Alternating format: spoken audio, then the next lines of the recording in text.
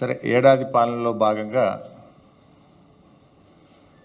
డీటెయిల్డ్గా BRS party తరఫున 7వ తారీఖు నాడు ఈ ప్రభుత్వ వైఫల్యాలపైన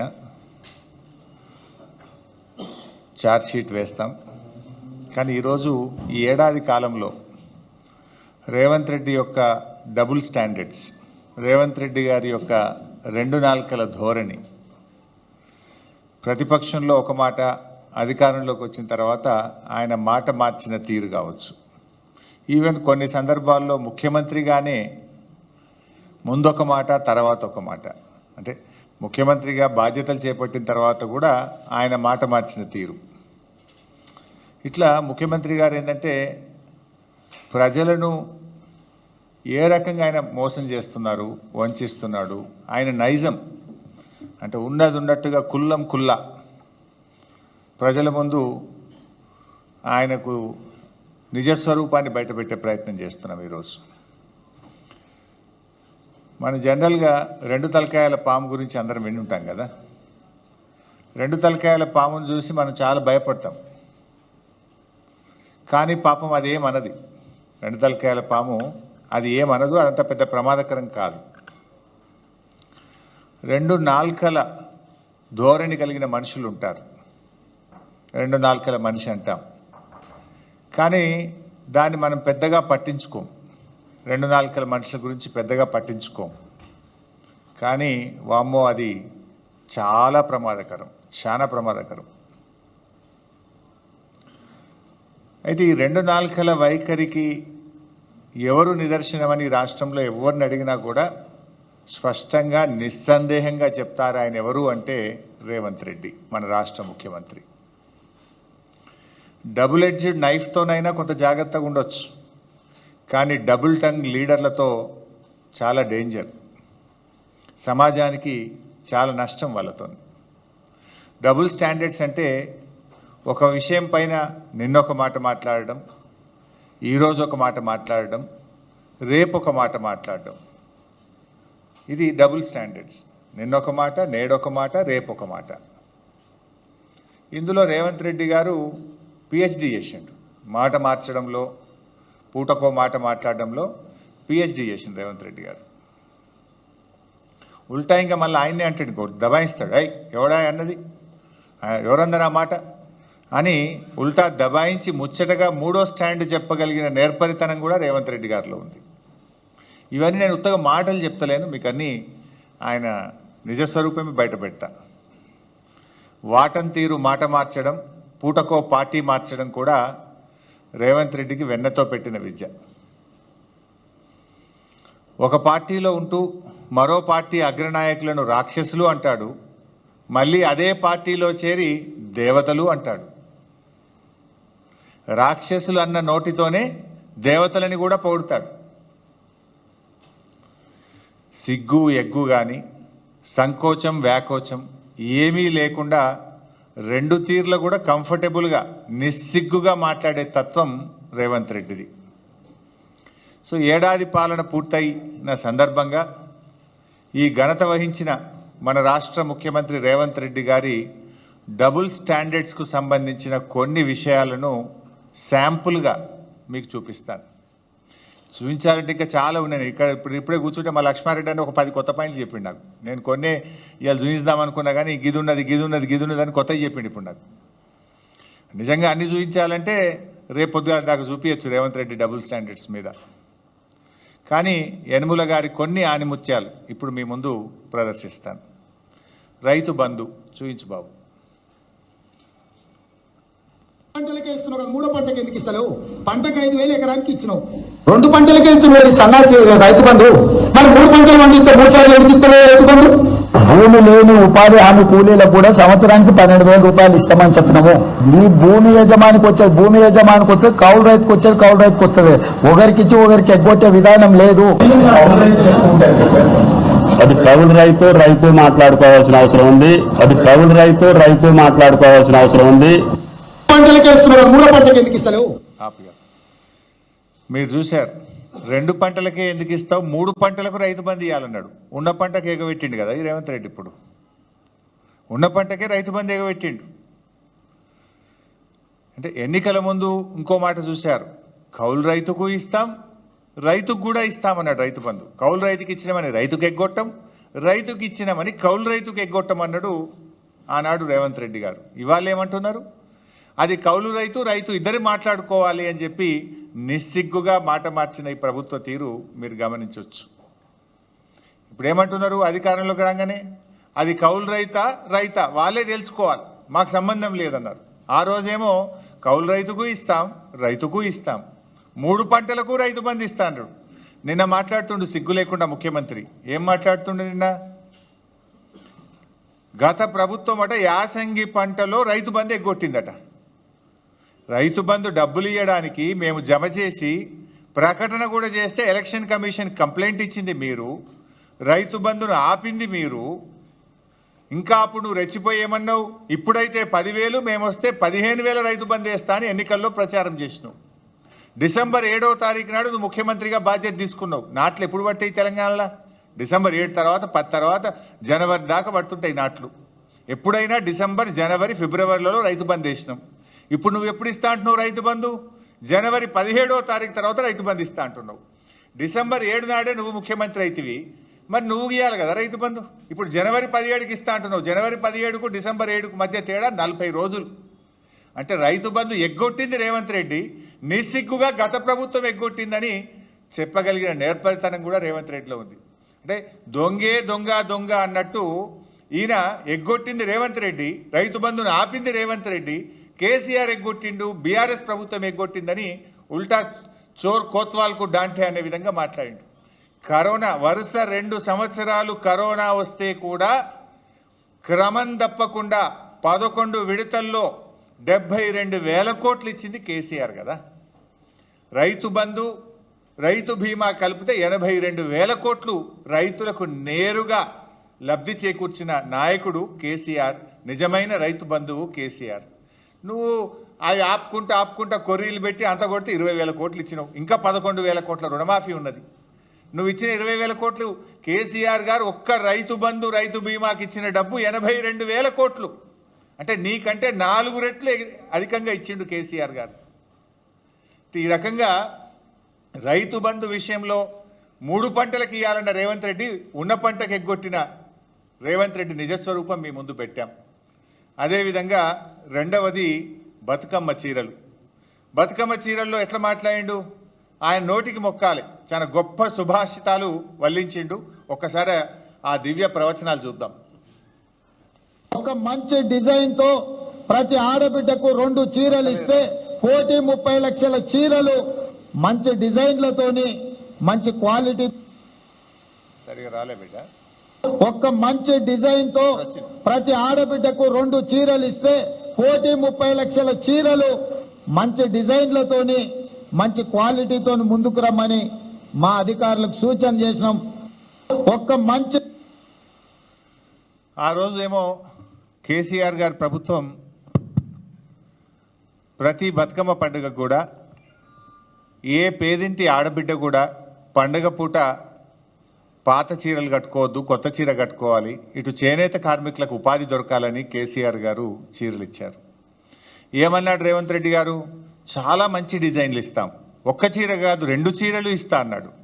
కానీ ఉన్న చీర ఎగబెట్టిండు కదా రేవంత్ రెడ్డి. మన తెలంగాణలో ఆడపిల్లల్ని మహాలక్ష్మిలుగా చూస్తాం. జనరల్గా ఆడపిల్లలకు కట్నం పెడతామంటే ప్రాణం పోయినా సరే ఆడపిల్ల కట్నం తప్పకుండా ఇస్తాం, చెల్లించుకుంటాం, వాళ్ళ మాట తప్పకుండా ఇస్తూ ఉంటాం. ఆడపిల్లకు మాట ఇచ్చి తప్పితే అది పెద్ద పాపంగా మనం తెలంగాణలో భావిస్తూ ఉంటాం. మరి అలాంటి ఆడపిల్లల్ని, మన అక్కా చెల్లెల్ని మోసం చేసినటువంటి చరిత్ర ఇవాళ రేవంత్ రెడ్డి గారిది. ఆ రోజేమో 2 చీరలు ఇస్తా అన్నాడు. 2 చీరలు కాదు కదా, కనీసం జాకెట్ పీస్ కూడా ఇవ్వలేన, జాకెట్ పీస్ కూడా ఇవ్వలే. పండుగ పూట ఆడపిల్లల్ని రేవంత్ రెడ్డి ఏ రకంగా బాధ పెట్టిండో, ఏ రకంగా మోసం చేసిండో ఆయన డబుల్ స్టాండర్డ్స్ ఇప్పుడు మన మహిళల విషయంలో చూసాం. అదేవిధంగా మూడోది ఎల్ఆర్ఎస్ చూపిస్తావునా. అప్పుడు ఎల్ఆర్ఎస్ మీద ఏఆర్ఎస్ ఏందో ఒక్కసారి చూద్దాం. ఏఆర్ఎస్ అంటే ఏందనుకుంటున్నారా? ఎల్ఆర్ఎస్ అయిపోయింది, ఇంక ఎంఆర్ఎస్ తెస్తాడంట. పెద్ద మంచి లేదు, పెద్ద మంచి ఎల్ఆర్ఎస్ అంటే అదే ఇంక ఎంఆర్ఎస్ కూడా తెచ్చేటట్టు ఉన్నాడు. అదేంటి అంటే మ్యారేజ్ రెగ్యులరైజేషన్ స్కీమ్ సార్. వాళ్ళ రక్తాన్ని పీల్చాలనేటువంటి ఆలోచనతో రాష్ట్ర ప్రభుత్వం ఉంది. వీలైతే అసలు కట్టబాకండి. ఇబ్బడి ముబ్బడిగా మీరు తీసుకొచ్చిన అప్పులన్నింటినీ కట్టడానికి ఆ అప్పుల భారం ఈ రోజు ప్రజల మీద వేస్తా ఉన్నారు. ఈ రకంగా ఎల్ఆర్ఎస్ సబ్జెక్ట్ కూడా ఉంది. ఈ ఎల్ఆర్ఎస్ సబ్జెక్ట్ కి సంబంధించింది దానకిషోర్ గారు మీ అందరితో మాట్లాడారు, మేడం గారు కూడా మాట్లాడారు అనుకుంటాను, సిఎస్ గారు. దీన్ని కూడా మనం చాలా రషప్ చేసి ఏదైతే షార్ట్ ఫాల్ అప్లికేషన్స్ అన్నీ కూడా వాళ్ళు మళ్ళీ అప్లోడ్ చేయడానికి మళ్ళీ మన వాళ్ళు నోటిఫికేషన్ ఏదో ఇచ్చినట్టు, మీకు షెడ్యూల్ ఏదో ఇచ్చినట్లున్నారు.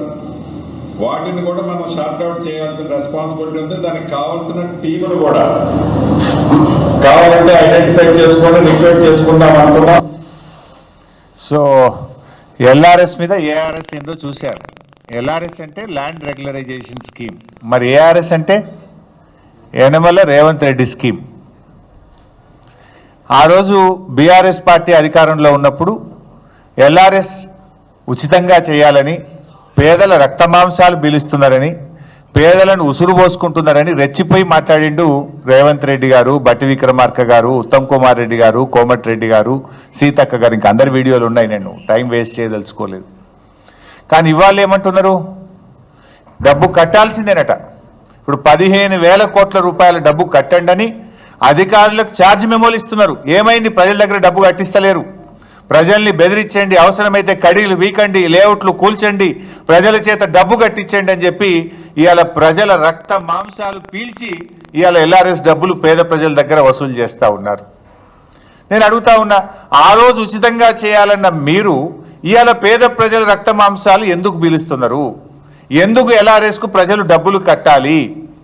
కట్టద్దు అని బట్టి విక్రమార్క మాట్లాడింది కదా, గదే మాట మేమంటున్నాం. తెలంగాణ ప్రజలారా ఎల్ఆర్ఎస్ కట్టకండి. ఆనాటి బట్టి గారి మాటని నేను ఇవాళ చెప్తా ఉన్నా. నిజంగా మీరు మనుషులైతే, మాట మీద నిలబడే తత్వం ఉంటే, పేదల మీద ప్రేమ ఉంటే ఎల్ఆర్ఎస్ను ఉచితంగా చేయాలని బీఆర్ఎస్ పార్టీ డిమాండ్ చేస్తుంది. 4వది నిరుద్యోగులు. ఇందులో అయితే త్రిబుల్ స్టాండర్డ్గా, డబుల్ స్టాండర్డ్ కాదు, మనోడు త్రిబుల్ స్టాండర్డ్. ఇది కూడా ఒక్కసారి చూద్దాం. త్రిబుల్ స్టాండర్డ్ అది ప్రతిపక్ష నాయకుడిగా ఆయన పెట్టిన ట్వీట్, అపోజిషన్ లో పెట్టినప్పుడు ట్వీట్, ముఖ్యమంత్రి అయిన తర్వాత మాట్లాడింది. ఒకసారి చదువు రానోళ్లను ఇవాళ ప్రభుత్వం పరీక్షలు వేయాలంటారు, గ్రూప్ 1 పరీక్షలు వాయిదాలు వేయాలంటారు. నేను మా పిల్లలు కూడా పరీక్షలు కొందరు వాయిదేరు, కొన్ని ముందు కోరు, కొందరు వెనుక కోరు అంటారు. తప్పకుండా పరీక్షలకు సంబంధించి కూడా మా పొన్నం ప్రభాకర్ గారికి చెప్తున్నా, పిల్లలు రోడ్డు ఎక్కే బదులు మన ప్రభుత్వం వినడానికి సిద్ధంగా ఉంది.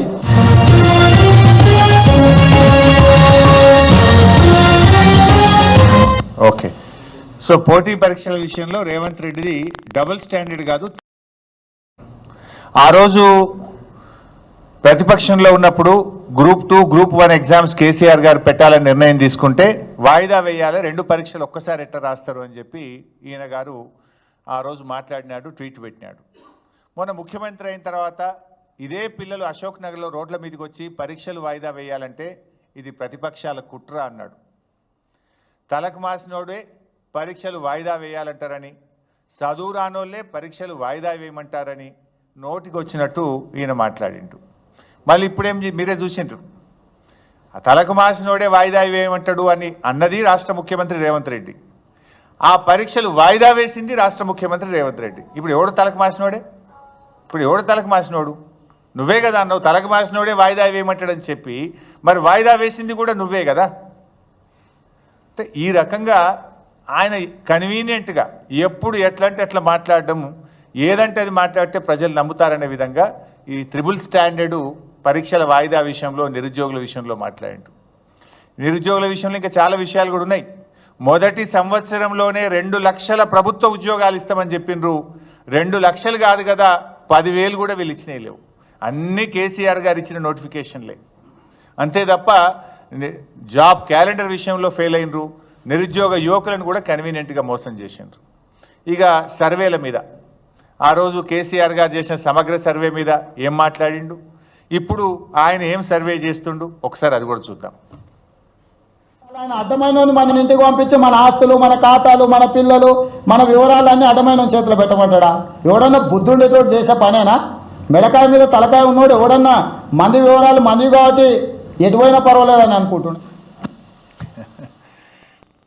ఆ రోజేమో పచ్చ పార్టీలు ఉండయిన పచ్చ పార్టీలో ఉన్నప్పుడు మేము సమగ్ర సర్వే చేపడితే ఏ రకంగా మాట్లాడిండో చూసిండ్రు. ఇప్పుడు 3 రంగుల జెండాల పార్టీలో చేరి ఏ రకంగా సర్వే చేస్తుండో కూడా మనం చూస్తున్నాం. ఇప్పుడు అడ్డమైన ప్రశ్నలు అడుగుతున్నది ఎవడు? ఇవాళ సర్వేలు ఏమేమి అడుగుతుండో మీకు తెలియదా? బైసాబ్ మీ అందరి దగ్గర రాలేదా? నీ ఆస్తి ఎంత, నీకు మోటార్ సైకిల్ ఉందా, నీకు టీవీ ఉందా, నీ గ్రైండర్ ఉందా, నీ కారు ఉందా, నీ ట్రాక్టర్ ఉందా, నీకు భూమి ఉందా, నీ కొడుకు ఏం చేస్తుండని అడ్డమైన ప్రశ్నలు వేస్తున్నాడు ఎవడు? ఇప్పుడు మెడ మీద తలకాయ లేనోడు ఎవడు? ఆ రోజు ఏమన్నాడు? మెడ మీద తలకాయ లేనోడు ఎవడు? వాడు ఇట్లాంటి ప్రశ్నలు అడుగుతారా అన్నాడు. ఇప్పుడు చెప్పాలి రేవంత్ రెడ్డి గారు, అడ్డమైన ప్రశ్నలు వేస్తున్నోడు ఎవడు, మెడ మీద తలకాయ లేనోడు ఎవడో ఇవాళ ఆయన చెప్పాలి, ఆయనే సమాధానం చెప్పాలి. అంటే నువ్వు ఆ రోజు ఏం మాట్లాడినావు, ఈరోజు నువ్వు అడుగుతున్న ప్రశ్నలు ఏంది, ఈరోజు నువ్వు సర్వే రూపంలో ప్రజల్ని ఏ రకంగా ఇబ్బంది పెడుతున్నావు అన్నది ఆయన నిజస్వరూపం మనం ఈరోజు చూస్తూ ఉన్నాం ఆయనది. ఇక కూల్చివేతల విషయంలో కూడా ఉద్యోగస్తులు 200 గజాలు 400 గజాలు అలా కట్టుకుంటే జేసీబీలు పెద్ద పెద్ద మిషన్లు తీసుకొని వెళ్ళి పాపం నేలమట్టం చేసిండు. క్రిమినల్ వేస్ట్, ఇసుక, సిమెంటు, మిగతాయి ఒకవేళ ఇర్రెగ్యులారిటీ జరిగినా రెగ్యులరైజ్ చేయడానికి చట్టంలో నిబంధన ఉంది. వాళ్ళేం దోపిడీ చేయలే, లేకపోతే వాళ్ళేం దేశద్రోహం చేయలే. వాళ్ళు అమాయకంగా కొనుక్కున్నారు, దాంట్లో కట్టుకున్నారు. ఒకవేళ అనుమతులు లేవనుకోండి, రెగ్యులరైజ్ చేయడానికి you have a certain rules and regulations. Criminal వేస్ట్గా మొత్తం ఉన్న బలంగా నేలమట్టం చేయాల్సిన అవసరం ఉందా సార్? ఇవాళ గవర్నమెంట్ స్కీమ్స్ అనౌన్స్ చేస్తుంది. మీరు గవర్నమెంట్ ల్యాండ్స్లో ఉంటే మీరు రెగ్యులరైజ్ చేయించుకోండి, మీరు బిల్డింగ్లు కట్టుకుంటే రెగ్యులరైజ్ చేయించుకోండి. ఇంకోటి, నువ్వు అయ్యప్ప సొసైటీ కాడికి ఒక ఫార్ములా ఇచ్చేది ఉండే, కట్ ఆఫ్ డేట్ ఇచ్చేది ఉండే.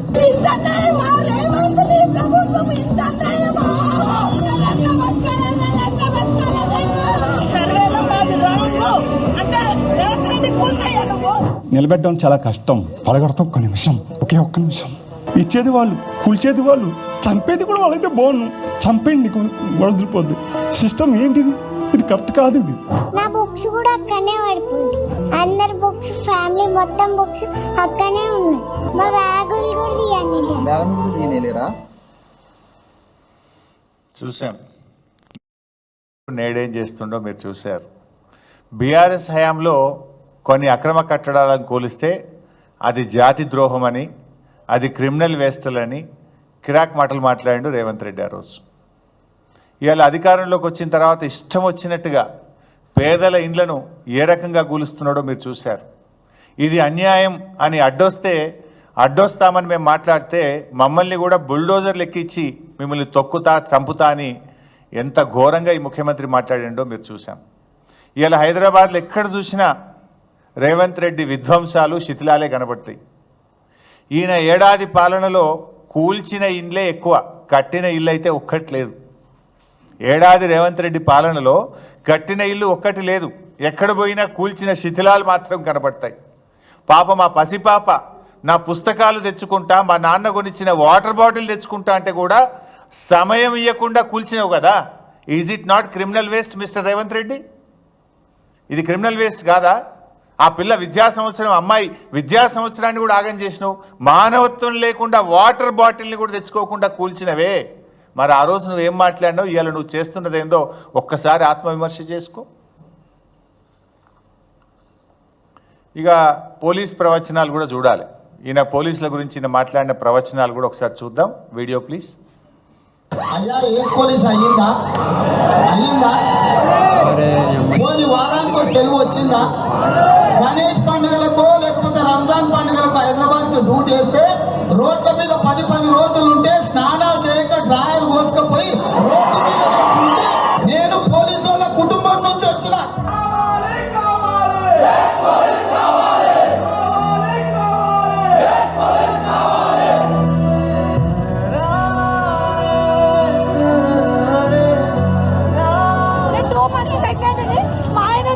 తీసుకోలేకపోతున్నాడు.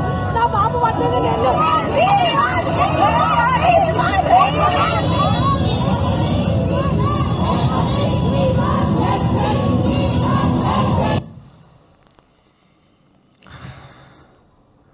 చూస్తే ఎన్ని ఉన్నాయో, ఇంకా చాలా ఉన్నాయని.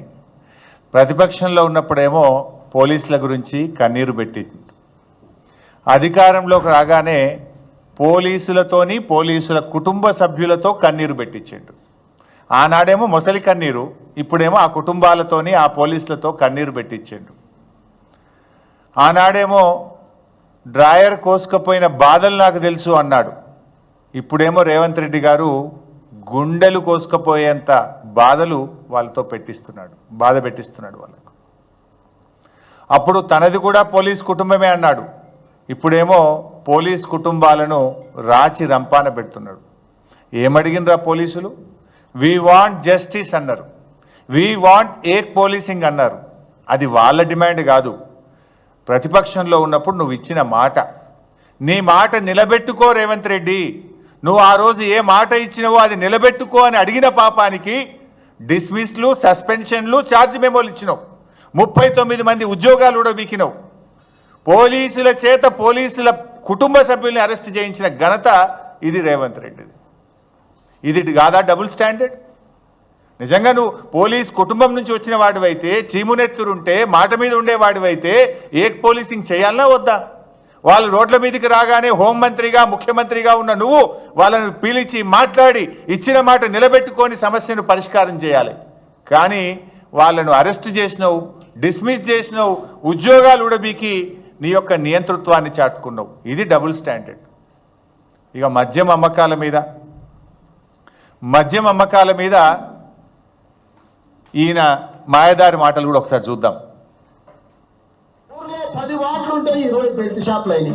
ఇవాళ ఇంట్లో ఆయనే తాగుపోతే కష్టం ఉంటే పిల్లగాడు కూడా తాగొచ్చినాక వానెక్కడ పట్టాలి, ఈయనెక్కడ పట్టాలి? వీళ్ళు చేసే మీరు కష్టం చేసి సంపాదించింది దాచిపెట్టే రూపాయి బెల్ట్ షాప్ ఉంటే గట్టే పరిస్థితి వస్తే ఇక సంసారాలు ఏమైనా బాగుపడతాయా? మీరు ఆలోచన చేయండి. ఇవాళ ఎవరైనా పిల్లగాడు తాగుపోతే అయితే పిల్లలు ఇస్తాడా? మీరు ఆలోచన చేయండి అక్కలారా.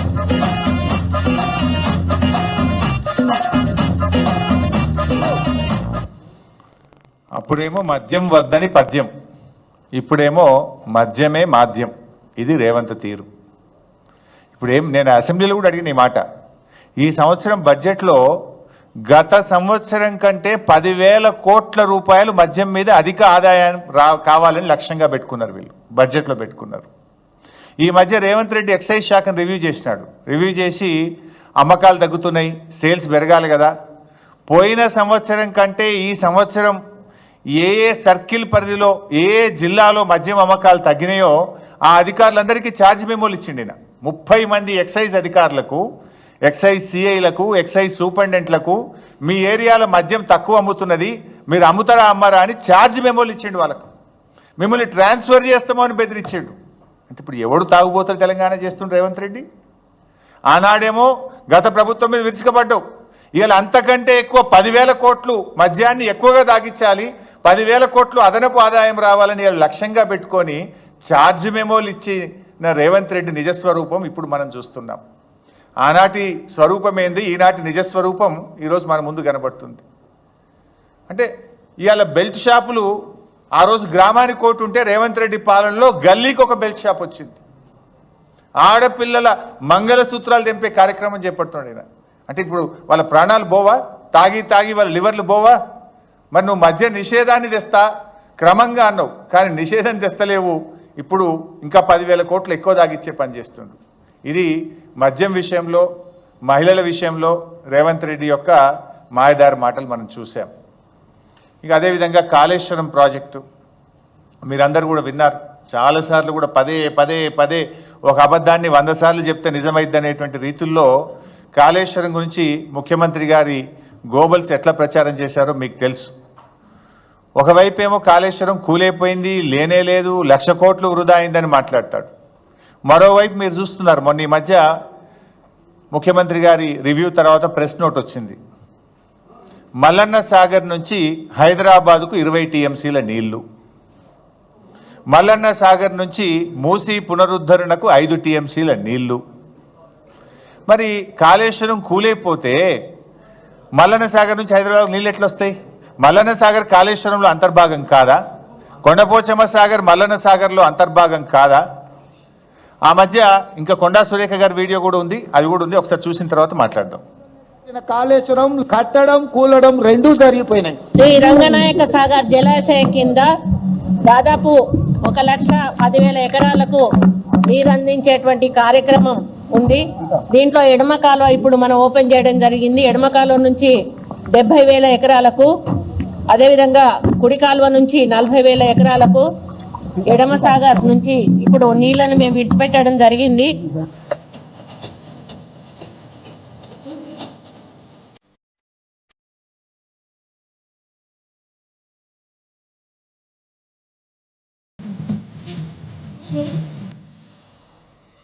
చూసారు కదా బైసబ్, కాళేశ్వరం కట్టుడైపోయిందట, కూలుడైపోయిందట. మరి కూలుడైపోతే 20 టీఎంసీల నీళ్లు హైదరాబాద్కి ఎట్లా వస్తున్నాయి, 5 టీఎంసీల నీళ్లు మూసీకి ఎట్లా వస్తాయి? మన మంత్రి గారేమో 1,10,000 ఎకరాలకు నీళ్ళు ఎట్లా విడుదల చేసే? మరి ఈ రకమైనటువంటి గోబల్స్ ప్రచారం. ఇవాళ ముఖ్యమంత్రి గారు బహుశా సిద్దిపేట జిల్లాకు పోతున్నాడు. కోకోకోలా ఫ్యాక్టరీ ఒకటి ఇనాగ్రేషన్ చేయడానికి వెళ్తున్నాడు. అది ఎడికెళ్ళి వచ్చింది? కోకోకోలా కంపెనీకి సరఫరా అయ్యే నీళ్లు కూడా కాళేశ్వరం నీళ్ళే. అసలు ఆ కోకోకోలా కంపెనీ ఎందుకు పెట్టిందాడా? కాళేశ్వరం నీళ్లు ఉన్నాయి కనుక, కొండపోచమ్మ ప్రాజెక్ట్ ఉంది కనుక, దాని నుంచి నీళ్లు వస్తున్నాయి కనుక, నీటి సరఫరా ఉంది కనుక ఆడ ఫ్యాక్టరీ ఆ రోజు వాళ్ళు పెట్టిండ్రు. ఆనాడు కేసీఆర్ గారు ఆ భూ నిర్వాసితులకు అక్కడ ఉద్యోగాలు దొరకాలని ఫ్యాక్టరీ పెట్టించిండ్రు. ఇవాళ ఈయన పోయి ఇనాగ్రేషన్ చేస్తుండ్రు. ఇవాళ రేవంత్ రెడ్డి గారు ఇనాగ్రేషన్ చేసే కోకోకోలా ఫ్యాక్టరీ కూడా కాళేశ్వరం ప్రాజెక్టులో అంతర్భాగమే. గా నీళ్లు ఉన్నాయి కనుకనే గా ఫ్యాక్టరీ గాడు వచ్చింది. గా విషయం కూడా ఆయనకు తెలియదు. తెలుసు డబుల్ స్టాండర్డ్. ఇక సోనియా గాంధీ గారు, అది కూడా ఒకసారి చూస్తే అయిపోతుంది. సోనియా గాంధీ ఎందుకంటే పాపం ఆగాదు, నేను చెప్పినాక వెట్రా బిడ్డ ఎంత తొందరపడుతున్నారు నాయన. రేవంత్ రెడ్డి గారి డబుల్ స్టాండర్డ్స్ విషయంలో పాపం సోనియా గాంధీ గారు కూడా అతీతం కాదు. చివరికి ఆమె మీద కూడా తన 2 నాలుకల ధోరణి రేవంత్ రెడ్డి గారు ఎలా ప్రయోగించారో ఒక్కసారి చూద్దాం. బలిదేవత అని చెప్పి ఆమెకు బిరుదు ఇవ్వండి, అప్పుడు సరిగ్గా సరిపోతుంది. ఆమె నైజానికి, ఆమె చేసిన నీచమైన పనులకు 1000 మందిని బలి తీసుకున్నందుకు ఈ పార్టీ వాళ్ళు చేసే పనులు కూడా తెలంగాణ ప్రజలకు కళ్ళగట్టినట్టుగా ఉంటది. సోనియమ్మ అమ్మ, సోనియమ్మ అమ్మ, మా 4 కోట్ల తెలంగాణ బిడ్డలకు కన్న తల్లి. ఇప్పుడు కూడా చూసాం, ఇందులో కూడా అంతే. పచ్చ పార్టీలో ఉన్నప్పుడేమో బలిదేవత, 3 రంగుల జెండా పట్టంగానే అమ్మ, పెద్దమ్మ, అమ్మమ్మ, దేవత.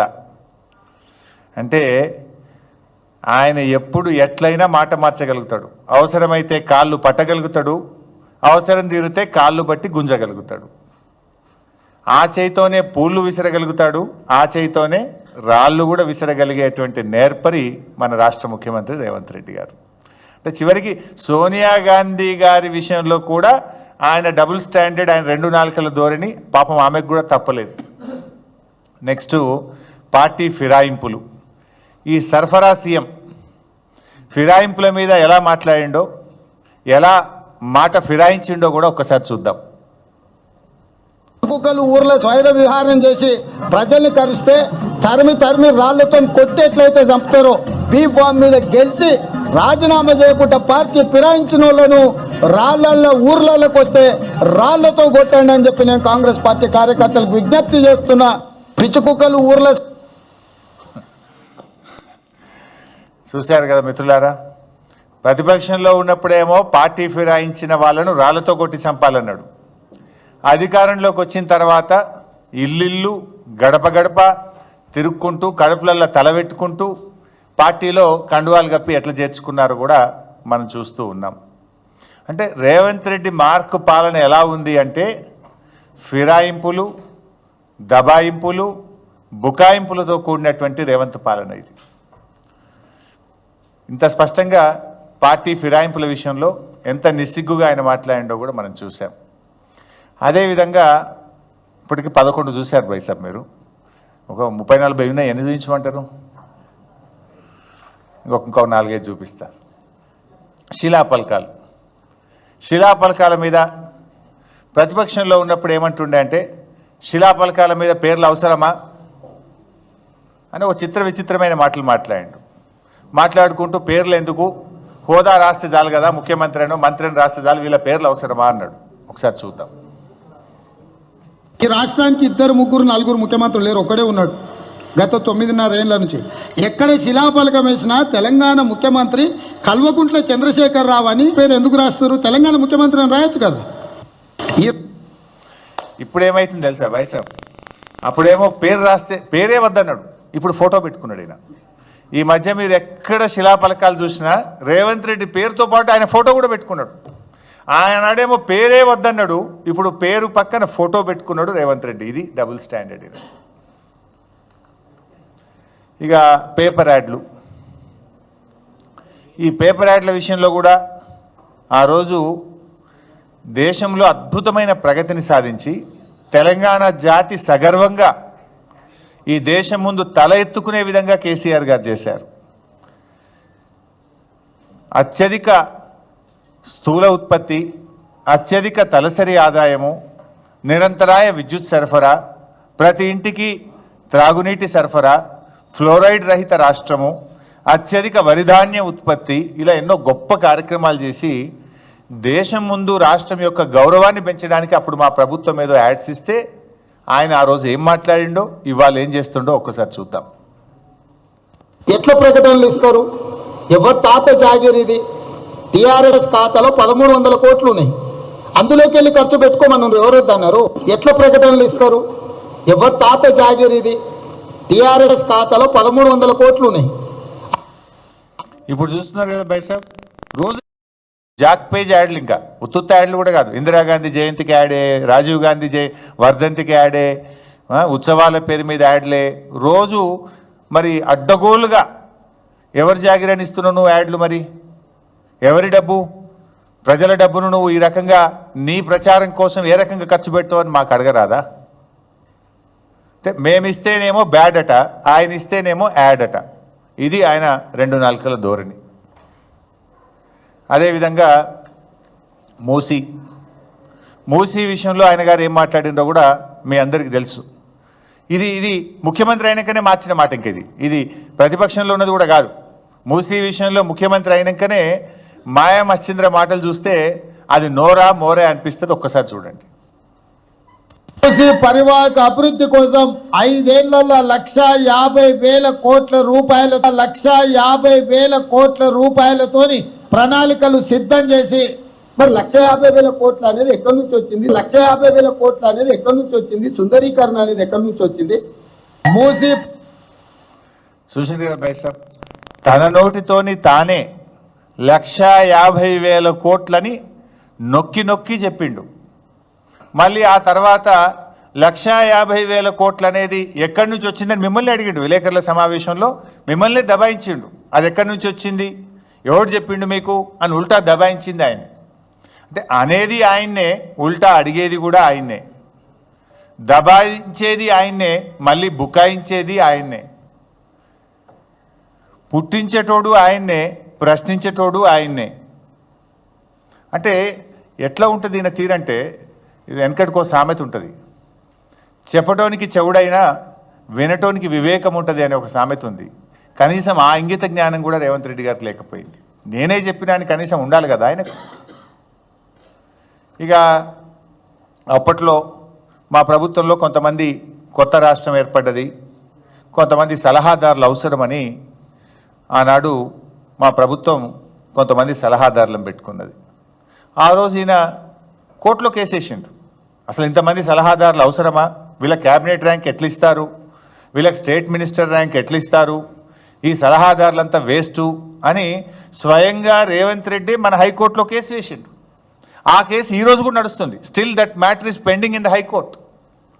మరి సలహాదారులు వద్దని, సలహాదారులకు క్యాబినెట్ ర్యాంక్ ఇవ్వొద్దని హైకోర్టులో కేసు వేసేటప్పుడు మనం ఏం చేస్తాం? ప్రమాణం చేస్తాం. Will give an affidavit ఏమిస్తాం?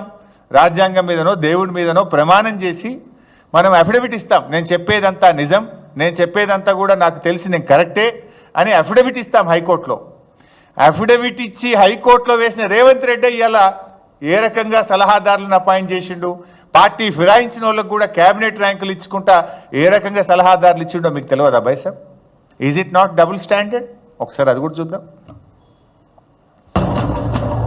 అది హైకోర్టు కేసు, లెఫ్ట్ సైడ్, ఇటువైపు ఏమో క్యాబినెట్ ర్యాంక్ ఆర్డర్, ఈ ప్రభుత్వం ఇచ్చిన ఆర్డర్.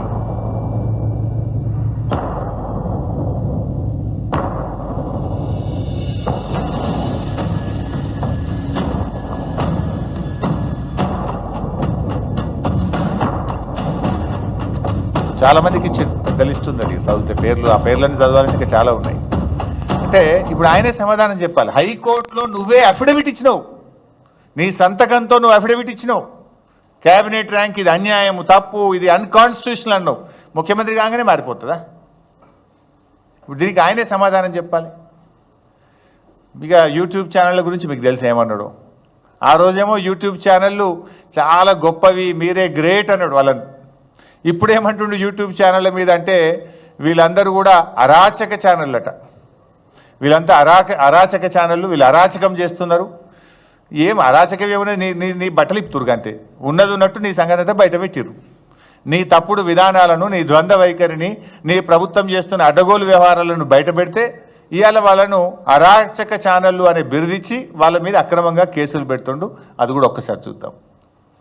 దోస్త వాడు ట్యూబ్ పెట్టుకొని, ఆ ట్యూబ్ లో పెట్టుకొని వాడు మెడలో పట్టేసుకొని, మెడలో ఇది కట్టుకొని వాడు నేను ట్యూబ్ కో జర్నలిస్ట్ అని బయలుదేరితే ఏది పడుతుంది మధ్యలోనే అడ్డం దొడ్డం మాట్లాడి ఎవరిదో. ఇది యూట్యూబ్ల మీద ఆ రోజు వాళ్ళనే ఎంబడబెట్టుకొని తిరిగిండు. యూట్యూబ్ ఛానల్ని ఇనాగ్రేషన్ చేసిండు, మీరే గొప్పవాళ్ళు అన్నాడు. కథం కుర్చీలో కూర్చోగానే మాట మార్చాడు. ఇక ప్రజాస్వామ్య పునరుద్ధరణ, అభయహస్తం వాళ్ళ మేనిఫెస్టోలో మొట్టమొదట చెప్పినటువంటి హామీ ప్రజాస్వామ్య పునరుద్ధరణ. ఈయననే చెప్పిండు. సోనియా గాంధీ గారు 6 గ్యారంటీలు ఇచ్చారు, నేను 7వ గ్యారంటీ ఇస్తున్న ఈ రాష్ట్ర ప్రజలకు. మా పాలనలో నిర్బంధాలు ఉండవు, అణిచివేతలు ఉండవు, ప్రజాస్వామ్యం అద్భుతంగా ఉంటుందన్నాడు. నిజంగా ఈయన ఏడాది పాలనలో ఏమున్నాయి ఈరోజు? నిర్బంధాలు, అణిచివేతలు, లాఠీ చార్జీలు, కంచెలు, ఆంక్షలు. చివరికి మా పార్టీ మహబూబాద్లో మీటింగ్ పెట్టుకుంటామంటే కూడా నువ్వు అనుమతి ఇవ్వలే కదా, హైకోర్టుకు పోయి తెచ్చుకున్నాం కదా. పోలీసులు బాధ చెప్తే వాళ్ళని సస్పెండ్ చేస్తేవి, డిస్మిస్ చేస్తేవి. నిరుద్యోగ యువత మాకు అన్యాయం అవుతుంది, జీవో 29 రద్దు చేయండి, ఎస్సీ ఎస్టీ బీసీలకు అన్యాయం అవుతుందంటే వాళ్ళ వీపులను కమిలిపోయేటట్టు చితకబాదితివి. లగచర్లలో గిరిజనులు మా భూములు మాకు కావాలని గిరిజనులు రోడ్ల మీదకి వస్తే అర్ధరాత్రి పూట ఆ మహిళల్ని తొక్కుకుంటూ పోయి ఇవాళ గిరిజనులను అరెస్ట్ చేస్తేవి. అంటే ఒక టెర్రరిస్టులను చేసినావు నువ్వు లగచర్లను. అంటే ఈ రకంగా చివరికి ప్రజా సంఘాలు, మన సోదరిమణి సంధ్య గారు వారి బృందం లగచర్లకు మేము పోయి చూడడానికి వెళ్తామంటే వాళ్ళ బట్టలు చిరిగిపోయినాయి కదా. పోలీసులు చివరికి వాళ్ళ ఆ రోజేమో వాడుకున్నావు నువ్వు వాళ్ళను, ఆ రోజు వాళ్ళని అద్భుతంగా చాలా గొప్ప వాళ్ళన్నావు, వాళ్ళని ఉపయోగించుకున్నావు, కాంగ్రెస్ పార్టీ అధికారంలో రావడానికి అన్ని రకాలుగా ఉపయోగించుకున్నావు. కానీ ఇలా ఒక ఫ్యాక్ట్ ఫైండింగ్ కమిటీగా కొన్ని మహిళా సంఘాలు కలిసి లగచర్లకు పోతుంటే వాళ్ళ బట్టలు చిరిగిపోయేటట్టుగా పోలీసులు వాళ్ళని హ్యాండిల్ చేసిండ్రు. ఇది ప్రజాస్వామ్యం, రేవంత్ రెడ్డి ప్రజాస్వామ్యం. ఒకసారి ఆ ప్రజాస్వామ్యం మీద కూడా ఆ రోజు ఆయన ఏం మాట ఇచ్చిండో, ఈరోజు ఏం జరుగుతుందో కూడా చూద్దాం. Whoever have given guarantees, so Sonia Gandhi ji has given guarantees on September 17, 2023, 6 guarantees. Plus I have given one more guarantee, 7th guarantee, that is democracy, revival of democracy.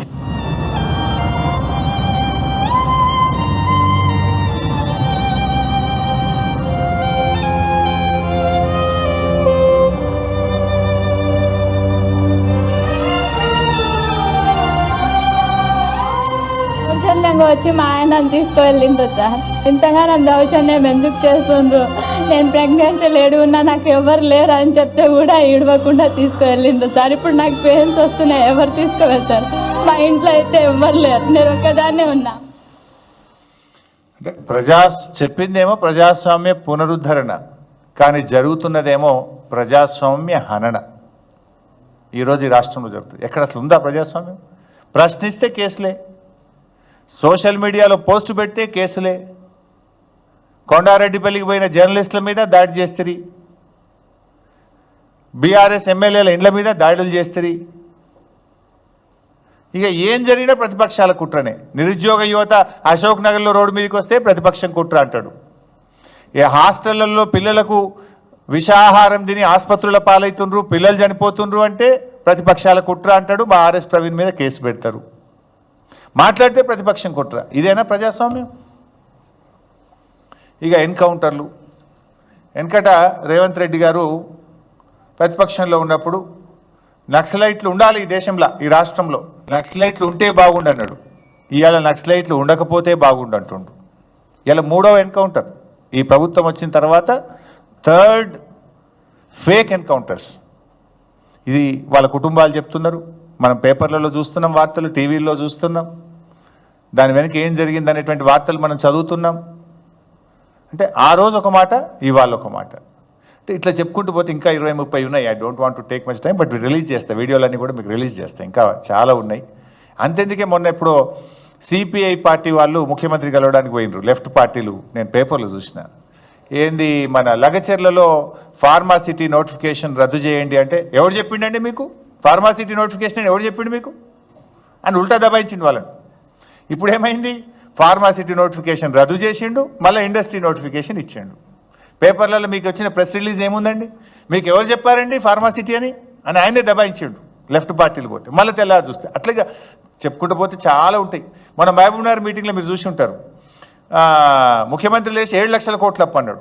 5 నిమిషాలకే బట్టి విక్రమార్క మాట్లాడి 8 లక్షల కోట్లు అప్పు అంటాడు. ఇక మొక్కాల వాళ్ళ నోటికి. అసెంబ్లీలోనే చెప్పినది 4,26,000 కోట్లే, మీరు అన్ని అబద్ధాలు చెప్తుంటూ నేను బహిరంగ చర్చకు సిద్ధమంటే దాని మీద నోరు మెదపరు. ఈ రకంగా ఇంకా చాలా చాలా ఈయన నిజ స్వరూపాలు, చాలా చాలా స్వరూపాలు ఉంటాయి ఈయనకు, అపరిచితుడైన. అంటే జనరల్గా రాజకీయ నాయకులు అనేవాళ్ళు ఆదర్శంగా ఉండాలి. ప్రజలు నిశితంగా మనను పరిశీలిస్తూ ఉంటారు. ప్రజాస్వామ్యంలో మనం అనుకుంటాం కానీ ప్రజలు చాలా చాలా నిశ్చితంగా మనను పరిశీలిస్తుంటారు. రాజకీయ నాయకులు ఒళ్ళు దగ్గర పెట్టుకొని చాలా బాధ్యతగా మాట్లాడాలి, బాధ్యతగా మెదగాలి. ఇవాళ రేవంత్ రెడ్డి స్టైల్ ఎట్లుంటుందంటే, నేనంటలేని మాట, ఆయన అన్న మాటనే అమెరికాలో మాట్లాడి అదొక్క వీడియో చూపిస్తా లాస్ట్గా, మీకు కూడా బోర్ అయిద్దేమో. ఆయన ఏమంటే, ఆయన జనరల్గా ప్రజలు పిచ్చోళ్ళు, మనం ఏదైనా మాట్లాడొచ్చు, నాలుకే కదా, నరం లేని నాలుక, ఏదన్నా మాట్లాడొచ్చు, ఎటన్నా తిప్పొచ్చు అని రేవంత్ రెడ్డి గారు త్రికరణ శుద్ధిగా నమ్మి ఆయన ఆచరిస్తుండు అని అనిపిస్తూ ఉంటుంది. ఆయన ఒకసారి అమెరికాలో మాట్లాడండి, అదొక్క వీడియో చూసిన తర్వాత నేను ముగిస్తాను, ఒక్కొక్క 2 మాటలు చెప్పి ముగిస్తాను. అది కూడా ఒకసారి. మా చేత మోసపోవాలని ప్రజలు కోరుకుంటున్నారు. సరే, వాళ్ళది కోరుకున్నప్పుడు మాదే ఉంది, రోగి కోరుకున్నది అదే, డాక్టర్ ఇచ్చింది అదే అన్నట్టు ఉంది వ్యవహారం. మా చేత మోసపోవాలని ప్రజలు కోరుకుంటున్నారు. సరే, వాళ్ళది కోరుకున్నప్పుడు మాదే ఉంది, రోగి కోరుకున్నది అదే, డాక్టర్ ఇచ్చింది అదే అన్నట్టు ఉంది. అంటే మోసం చేయడం మాకు అలవాటు, మోసపోవడం ప్రజలకు అలవాటు అని నిస్సంకోచంగా చెప్పిండు రేవంత్ రెడ్డి గారు. అది ఇక్కడ మాత్రం డబుల్ స్టాండర్డ్ లేదండి, ఉన్నది చెప్పినట్టు ఆయన మనసులో చెప్పిండు. దీని మీద మాట మార్చలే. ఈ రకంగా అంటే ముఖ్యంగా నా ప్రయత్నం వల్ల కూడా రేవంత్ రెడ్డి నిజస్వరూపాన్ని ప్రజలకు చూపించాలన్నదే నా ప్రయత్నం, మీ ద్వారా ఈ రాష్ట్ర ప్రజలకు చూపించాలన్నదే నా ప్రయత్నం. చైతన్యవంతులైనటువంటి ప్రజలు ఇకనైనా ఇలాంటి 2 నాల్కల ధోరణి కలిగిన నాయకులను నమ్మి మోసపోవద్దని, మోసపోతే ఎలా గోసపడుతున్నామో మనం చూస్తున్నాం. ఏం కోల్పోయారు అని ఈయన మాట్లాడుతున్నాడు. రైతు బంధు కోల్పోలేదా? కేసీఆర్ కిట్టు కోల్పోలేదా? బతుకమ్మ చీరలు కోల్పోలేదా? ప్రజాస్వామ్యం కోల్పోలేదా? ఎన్నని చెప్పమంటావు? చెప్తాను, అది 7వ తారీఖు నాడు ఇంకా చాలా డీటెయిల్గా, ఇంకా చాలా వివరంగా నీ ఏడాది పాలన గురించి చాలా వివరాలు ఉన్నాయి, అవి కూడా చెప్తాం. తెలంగాణ ప్రజలకు ఈ ఏడాది కాలంలో అనుభవంలోకి వచ్చిందల్లా కూడా మోసం, దగ, నీ 2 నాల్కల ధోరణి. ఇలా పిల్లలు కూడా చూస్తే, ఎక్కడ టీవీ చూస్తే పిల్లలు చెడిపోతారు అని ఛానల్ మారుస్తున్నారు తల్లిదండ్రులు. రేవంత్ రెడ్డి స్క్రీన్ మీద కనడంగానే ఛానళ్ళు మార్చే పరిస్థితి వచ్చింది. నీ భాష కానీ, నీ వ్యవహార శైలి, నువ్వు మాట్లాడుతున్న తీరు, ఇవాళ కుటుంబాలు భయపడుతున్నాయి. మా పిల్లల మీద ఈ ప్రభావం ఎంత పడుతుందో అని కూడా బాధపడే పరిస్థితి వచ్చింది. అంటే రేవంత్ రెడ్డి గారిని నమ్మితే ఏమైంది అంటే, అన్న వస్త్రానికి పోతే ఉన్న వస్త్రం పోయింది అన్నట్టు అయిపోయింది ఈరోజు. సో నేను చూపించింది, నేను చెప్పే ప్రయత్నం అంతా కూడా ఈ ఏడాది పాలనలో ఎడతెగని వంచనకు నిలువెత్తు నిదర్శనాలు ఇవన్నీ. ఇది ఆత్మవంచన చేసుకోవడమే. ఒక నాయకుడు అనే వ్యక్తి ఏదైనా ప్రజలకు మాట ఇస్తే, ప్రతిపక్షంలో ఉన్నప్పుడు మాట్లాడితే దాన్ని నిలబెట్టుకునే ప్రయత్నం చేయాలి. ఇవాళ నీ మాటలే కదా, నువ్వు రెచ్చగొట్టే ప్రజల్ని నేను ఇది చేస్తా, అది చేస్తా అని చెప్పి నువ్వు ఈ రకంగా అధికారంలోకి వచ్చినావు. కానీ ఇలా అధికారంలోకి వచ్చినాక ఎట్లా మాట మారుస్తున్నావో కూడా ఇలా రాష్ట్ర ప్రజలు గమనించాలని చెప్పి కూడా కోరుకుంటూ ఇంత ఓపికగా విన్నందుకు మీ అందరికీ ధన్యవాదాలు.